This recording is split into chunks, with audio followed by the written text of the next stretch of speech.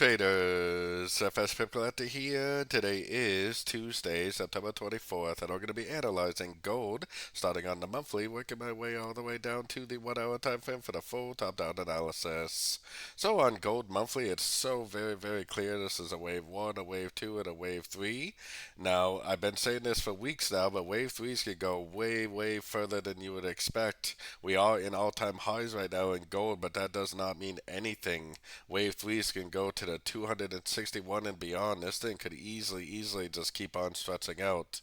So don't think that just because we're at all-time highs that you need to try to sort it. It's actually quite the opposite, especially because we're in a wave 3. I definitely think that you're going to have to continue to look for longs on sort of time frames. Eventually, we will have to make a wave 4 and a wave 5, but until the wave 3 is over, you definitely want to be on the long side on sort of time frames. Going down to the weekly, this is the wave 1, this is the wave 2, and this is all subdivisions of a wave 3. We have no lower high, we have no Fibonacci bounce, we have no breaker structure. No reason whatsoever to think the wave 3 is over.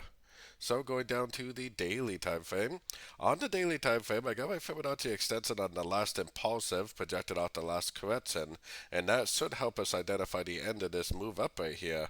As you'll notice, we're right in between two Fibonacci levels, which gives me even more confidence there's probably going to be more movement to the upside. The trend is your friend, especially when we're in a wave 3, which I think we definitely are in a wave 3.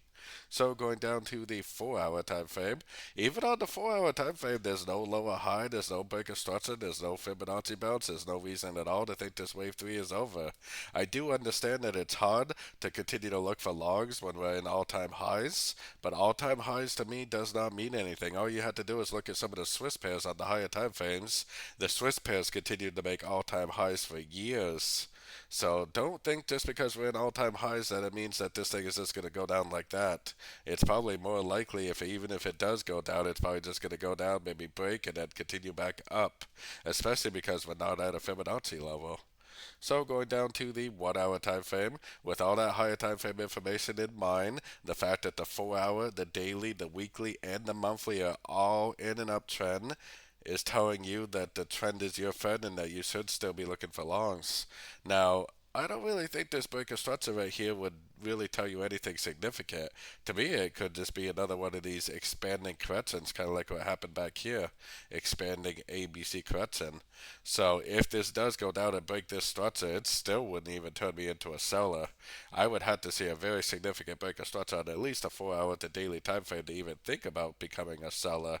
Otherwise, I would be looking at every pullback as nothing beyond a correction to the uptrend, and I would still be trying to buy on three-way pullbacks, even though we are in all-time highs. So don't forget to join my free Discord group, which is linked over here in the corner, and as always, thank you and happy trading.